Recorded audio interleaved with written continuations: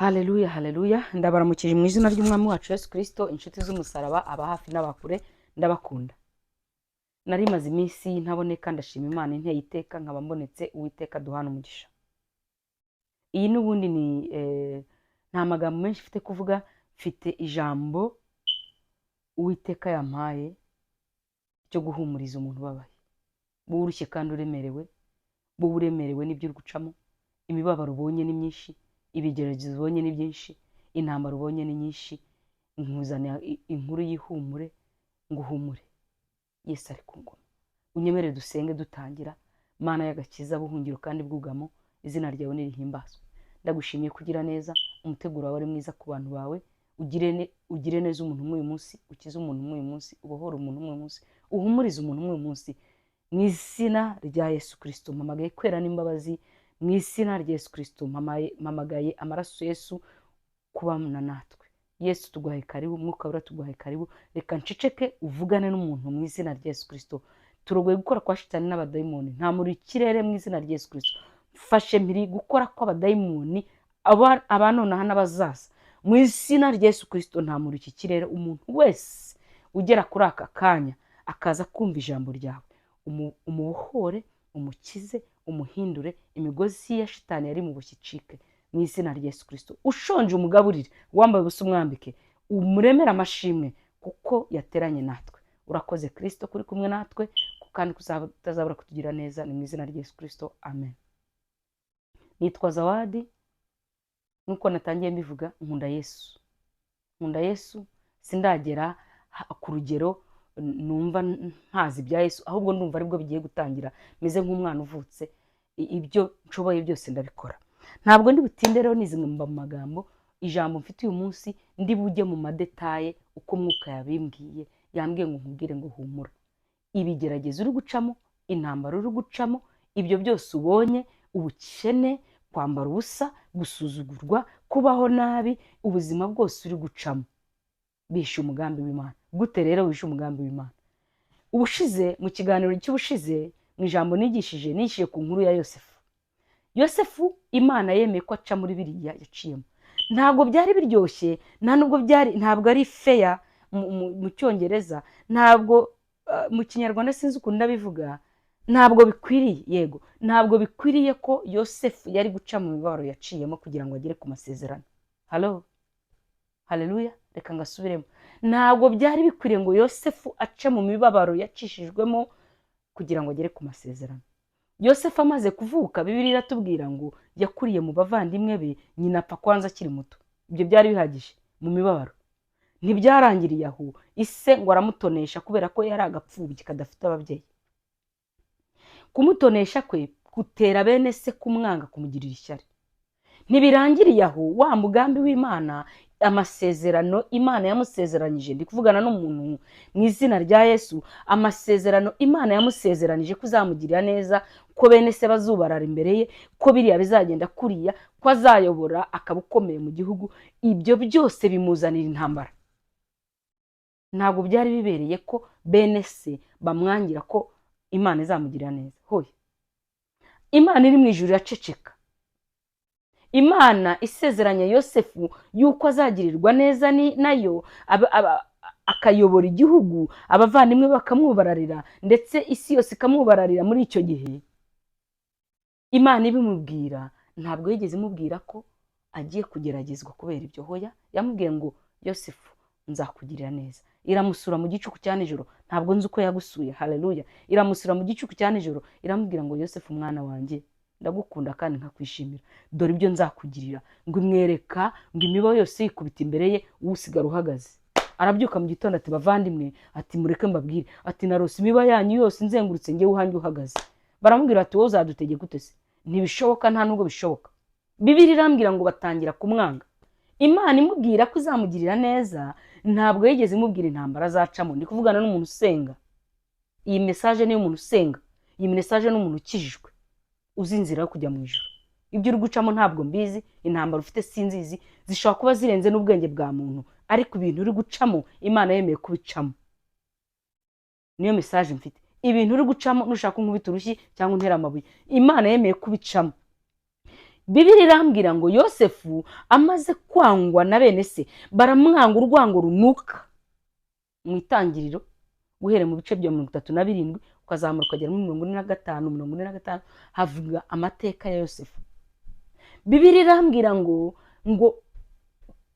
bamaze kumubona begereye, ngo bumva bamaramaje kumugirira nabi kugira ngo wa mugambi udasohoka. Ntabwo nzi ibyo bikwagarije bya bindi byari bibona ko ugiye kugera ku masezerano yawe, bigashaka ukuntu kugira ngo ya masezerano adasohoka. Ndagira ngo ube maso, urwane kunesha. Haleluya.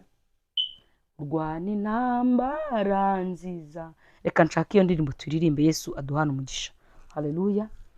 Kristo ni imbaraga zawe, fata ubugingo aguhaye ngo buguheshe ibyishimo, wabujijwe kwiganyira, ntahinduka aragukunda, Yesu ni byose umufite, ntacyo wabasha gukena. Haleluya.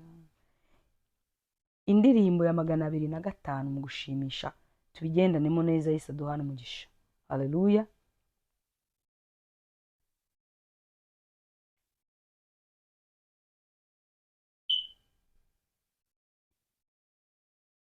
Ibintu uri gucamo bihisha umugambi w'Imana. 205 nije. Ibintu uri gucamo wabyanga wabyemera bihisha umugambi w'Imana. Turajya muri detail mu kanya. Urwana intambara nziza, Kristo ni imbaraga zawe, fasha ubugingo aguhaye ngo buguheshe ibyishimo, fata ubugingo aguhaye ngo buguheshe ibyishimo, usiganirwaho Yesu yicaye agutegereje, niwe nzira kandi niwe bihembo byo kurushana. Uwo mwami niwe nzira kandi niwe bihembo byo kurushana, wabujijwe kwiganyira, wizere gusa ubuntu bwe, niwe nzira uzabona urukundo rwe, ko ari rwo rukubeshaho, wabujijwe kwiganyira, wizere gusa ubuntu bwe, uzabona urukundo rwe, ko ari rwo rukubeshaho, uzabona urukundo rwe, ko ari rwo rukubeshaho. Nutinye we gucogora, ntahinduka aragukunda, Yesu ni byose umufite, ntacyo wabasha gukena. Haleluya. Ngo urwane intambara nziza, Kristo ngo ni imbaraga zawe, gufata ubugingo aguhaye ngo buguheshe ibyishimo. Haleluya. Gusiganirwa ngo yewe usiganirwaho Yesu ari, ngo yicaye agutegereje, ngo niwe nzira burya, ngo kandi niwe bihembo byo kurushana. Haleluya. Ngo wabujijwe kwiganyira, yego, wabujijwe kwitotomba, yego, wabujijwe kwiburanya ngo bizagenda bite, ngo noneho bigenze bite, ngo ariko se Mana warandetse. Wabujijwe kwiganyira, ngo wizere gusa ubuntu bwe. Ubuntu bwayo buratunyuze. Wizere gusa ubuntu bwe, ngo kuko ari bwo butubeshaho ubuntu bwayo. Haleluya. Wibajije ukubaho nubwo bimeze bityo, ntabwo uzi ukuntu ubaho, ubuntu bwayo buratunyuze. Haleluya. Ngo ntutinye we gucogora, umwami Yesu ntahinduka aragukunda, ngo Yesu ni byose umufite, ntacyo wabasha gukena, Yesu Kristo ni yamamare. Haleluya. Ntabwo nzi impamvu aya magambo ariyo aje uyu munsi, ariko icyo nzi neza nuko Imana ifite umugambi mwiza ku buzima bwawe, kuguhumuriza, kugukiza, kukubohora no guhindura amateka yawe byashoboka. Izo ntambara zikarangira, indwara zigakira mu izina rya Yesu. Niba wizeye uvuge ngo amena. Yesu aguhereza umugisha. ntabwo nzi ibintu bikugerageza, nta nubwo nzi umusozi uhagazeho, nta nubwo nzi buryo cy'amasezerano ufite ariyo akugejeje aho akugejeje, ariko umwuka w'Imana arambwiye ngo nkubwire ibyo byose uri gucamo, izo ntambara zose uri gucamo, ubwo bukene uri gucamo, kwambara ubusa uri gucamo, inzara ikuriye cyane, gusuzugurwa uciyemo, gupfakara uciyemo, gutatana n'umuryango wawe uciyemo, gukena cyane uciyemo, gusuzugurwa cyane. Icyo nzi icyo mpamanya nijoro nabonye jyewe ndi umuhamya wacyo, hari ibintu umuntu aba afite ubuhamya, nuko nabonye Imana itagereka abayo. Washobora kuburara, washobora gusuzugurwa, ariko Imana ntabwo igitureka. Ubuntu bwayo buradutwikiriye burongeye buradutwikiriye pe, kandi buratunyuze. Yesu Kristo niyamamare. Ntabwo zi ibyucamo, nta nubwo nzi uko bimeze, icyo nzi neza ko umugambi w'Imana ni mwiza kuri twe, kandi Imana ntizabura kuturengera. Umwami Yesu Kristo yamamare. Imana izatugirira neza, Imana izatugirira neza, haleluya. Imana izagukiza ubwo burwayi, Imana izakubohora izo ntambara, Imana izahindura amateka, Imana izagushyira hejuru y'abanzi bawe, bashyire munsi y'ibirenge byawe. Imana yabishoboye. So ibyo byose uri gucamo bihisha umugambi w'Imana. Twari turi ku nkuru za Yosefu, ntabwo byari bibereye, nta nubwo byari biryoshye kugira ngo Imana itabare Yosefu ari uko bamujugunye mu rwobo, bakongera bakamukiniraho urusimbi, bakamukura mu rwobo, bakamugurisha, akajyanwa muri Egiputa. Yagera muri Egiputa bakongera bakamukiniraho urusimbi, akajya mu nzu ya kwa Potifari. Ndi kuvugana n'umuntu, ntabwo nzi ibyo uri gucamo. Yagera mu nzu kwa Potifari, Bibiliya irambwira ngo ukuboko kw'Imana kwari kuri we. Iyo ukuboko kw'Imana kuri wowe, ibintu byose ukoze biratungana. Haleluya. Ntabwo byari bibereye ngo kugira ngo Yosefu ababare ya mibabaro yose. Birabereye se kugira ngo bamubeshyere n'Imana, Imana igacecekara? Baramubeshyera birakunda, muka Potifari aramubeshyera, ikinyoma ararahira rwose, ajya no muri gereza, Imana iraceceka. Ariko Yosefu aguma kuzirikana, aravuga ati uko byamera kose ntabwo nzikuraho ubunyangamugayo bwanjye, gukiranuka kwanjye ndagukomeje. Haleluya. Kwera imbuto byanjye ndabikomeje, ntitaye ku byo bamvuga, ntitaye ku byo banshinja, nubwo bisa naho bigaragara mu maso y'abantu. Nibyo koko umuntu yaje akubita ikinyoma aho ngaho, akubitaho n'amarangamutima, avuga ibyo ashaka rwose pe. Muka Potifari arambeshyera, n'umwambaro wanjye arawusigarana, ikinyoma kiba kimomo rwose, inkuru b'impamo. Imana iraceceka. Imana yaracecetse, ariko yari ifite umugambi. Iraceceka irahora. Imana iraceceka, bagurisha Yosefu, iraceceka, bamujyana muri Egiputa, iraceceka, imugabanyiriza umusonga, ariko ibana nawe iraceceka, ntiyamuvugisha. Iraceceka, aguma kwa Potifari, iraceceka. Nuko Shetani yongera ateramo kandi, akubitamo ikindi, ashyiramo, arenyegeza ikigeragezo, arabeshyerwa birakunda rwose, kiba ikinyoma kimomo, bamuciraho iteka, bamujugunya mu nzu y'imbohe. Imana iraceceka. Ntabwo nzi Imana icecetse ku buzima bwawe, ntabyo nzi. Umwuka w'Imana yambwiye ngo nkubwire ngo ibyo byose ubona n'ibyo uciyemo kuva uri umwana se ukaba ugejeje umunsi, bishe umugambi w'Imana. Hahirwa abiringira ibyo wabwiwe n'Umwami Imana ko bizasohora. Ndi kuvugana n'umuntu ukijijwe, ntabwo mvugana n'umuntu utazi Imana, kuko utazi Imana ntabwo watahuriye imvugo. Haleluya. Ndi kuvugana n'umuntu wamenye Yesu Kristo. Ntabwo bibereye ibintu uri gucamo, ntabwo binabereye. Umva nkubwire, ntabwo bibereye rwose, ariko bihisha umugambi w'Imana. Haleluya. Bihisha umugambi w'Imana. Ntabwo bibereye Yosefu kugenda bakamujugunya mu nzu y'imbohe. Ntabwo bibereye Imana we akagenda kure, nta cyaha afite. Ntabwo bibereye. Uzi ikintu kibereye? Byari bibereye ko bimenyekana rwose, bikamenyekana ko Yosefu nta cyaha ariho, ariko ntabwo ari wari umugambi w'Imana. Imana iraceceka kugira ngo umugambi wawe usohore. Sinzi icyo Imana icecekeye ku buzima bwawe. Amaze kugera mu nzu y'imbohe, inkuru ze ziramenyekana, kuko Imana yari kuri we, Imana yari kumwe nawe. Inkuru ze ziramenyekana, zigera ibwami, Imana iteza intambara, biradurumbana, atumwaho ibwami. Haleluya. Isaha y'Imana igeze rero, iriyerekana. Amena. Rya sezerano Yosefu atarakibuka ko rizasohora, yaravuga ati ese Mana, nijye wavuganye nawe, n'igihe wavuganye nawe, wavuganye nanjye ibi koko muri izi ntambara zose, yewe we no mu nzu y'imbohe, yewe no kumera gutya, yewe no kugusuzugurwa, yewe no kubura akazi, no gucirwaho iteka, kuvugirizwa induru ku musozi. Uremera pe, Imana iremera, ijya yemera ko bitugeraho, iremera ngo Yosefu ajya mu nzu y'imbohe. Haleluya. Amaze kugera mu nzu y'imbohe, umugambi w'Imana wegera gusohora.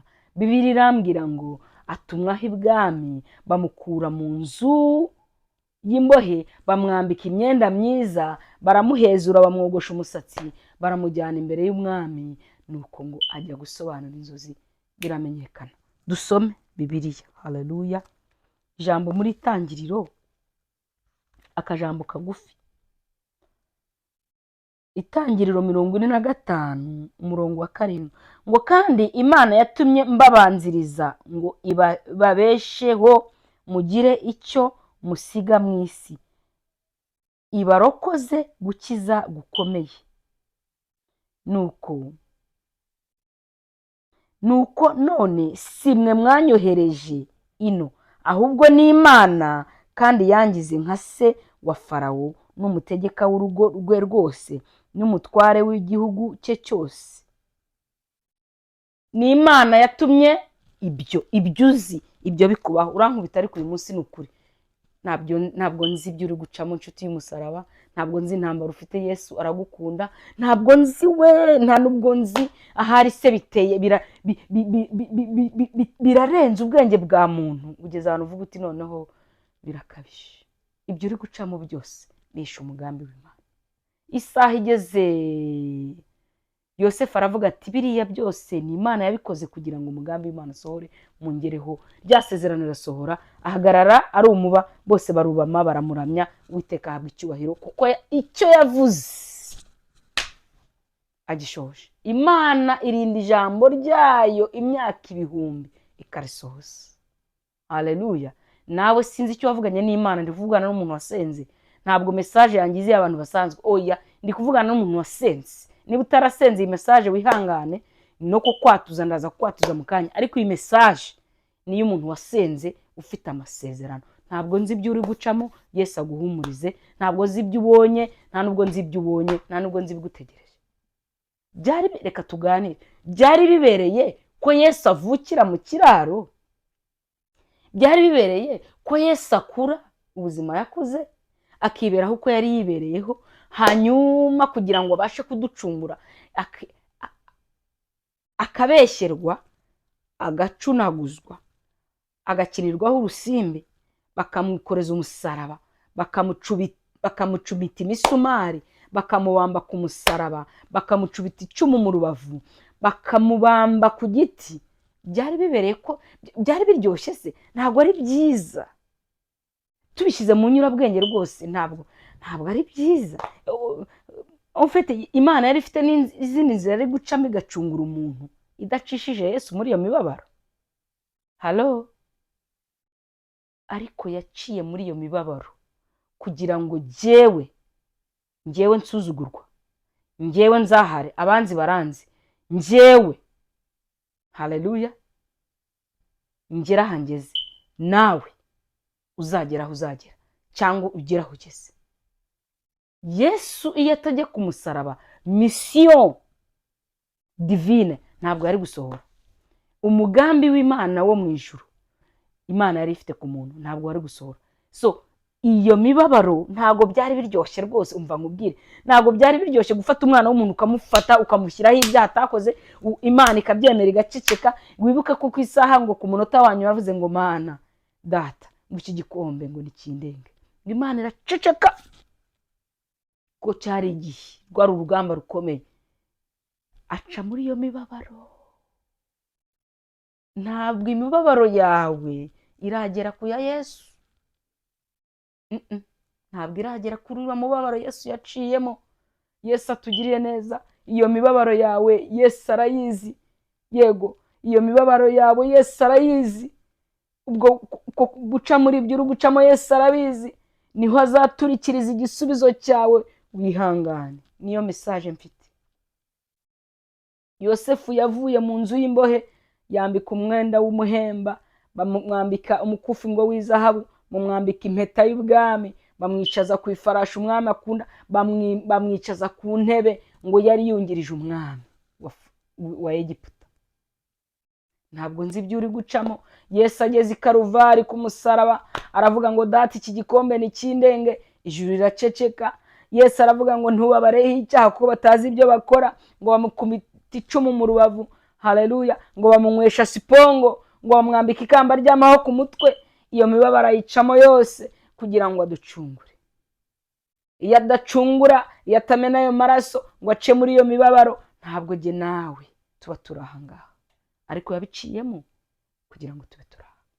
Ikibi uri kubona yishe icyiza, ibigeragezo uri gucamo bishe ibyiza. Ahari se nawe waba ushaka kwakira Yesu, imibabaro yawe ukayishyira muri Yesu, ntuvunikire ubusa.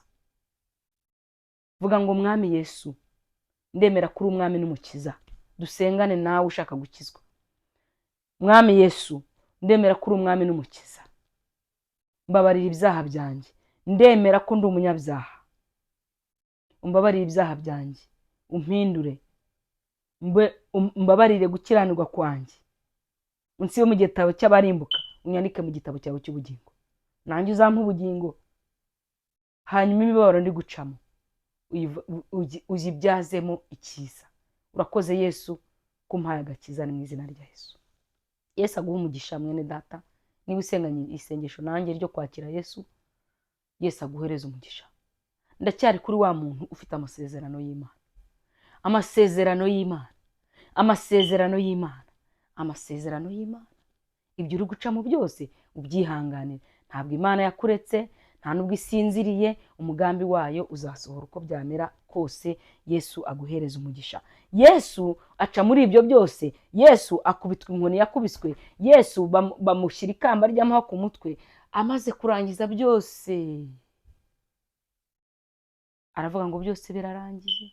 Yiherezaho amahanga yose y'isi guhabubwira kabiri. Isi icura umwijima. Yesu ajya kurwana urugamba, arurangije ngo akingurira abera, anyaga Shetani imfunguzo z'urupfu n'ikuzimu.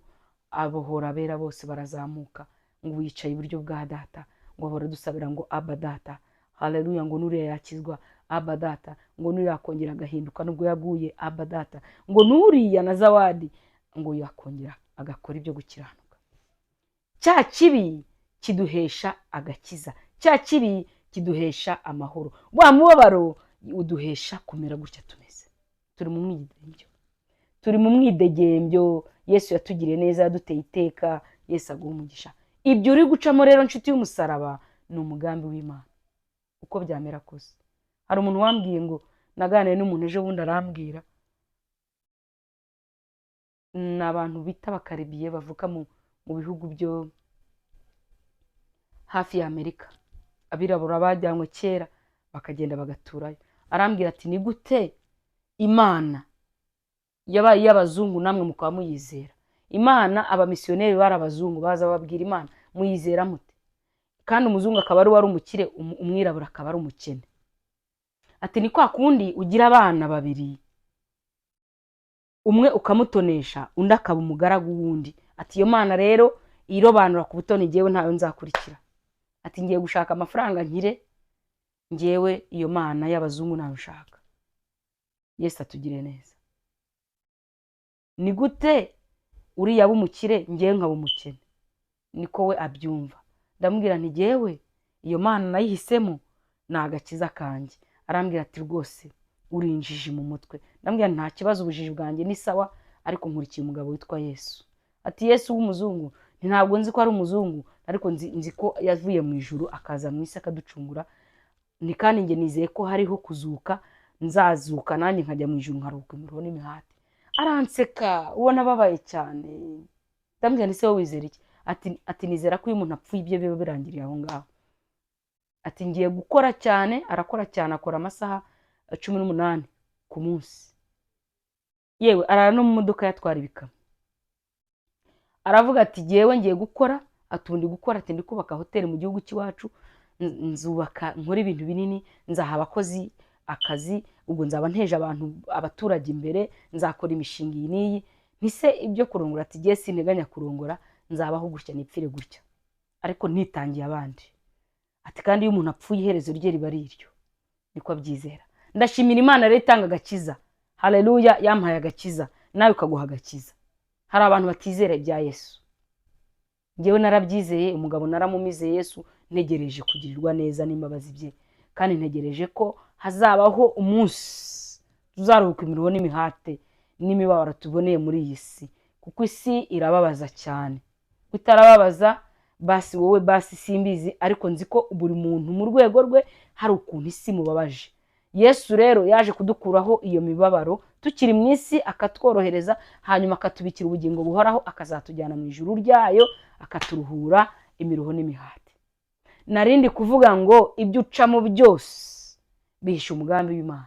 Ntabwo nasomye amagambo menshi uyu munsi, nasomye n'ubundi mu nkuru yitangira, inkuru ya Yosefu, nirwo rugero natanze. Mvuga no muri Matayo inkuru z'umugabo witwa Yesu, ukuntu yaje mu isi, ukuntu yakuze, ukuntu yabayeho, ukuntu yemewe guca mu byo yaciyemo muri iyo mibabaro. Ntabwo yari akwiriye guca muri iyo mibabaro, yari afite ubundi buryo yacamo akaducungura, ariko burya Imana ifite uko bikora. Ya mibabaro ya yindi iyo uri gucamo, iyo mibabaro ibyo byose uri gucamo bihisha umugambi w'Imana. Yesu aguhereza umugisha. Yesu abaho umugisha. Rero ndumva ndangirije aha. Data wa twese uri mu ijuru, izina ryawe niryubahwe.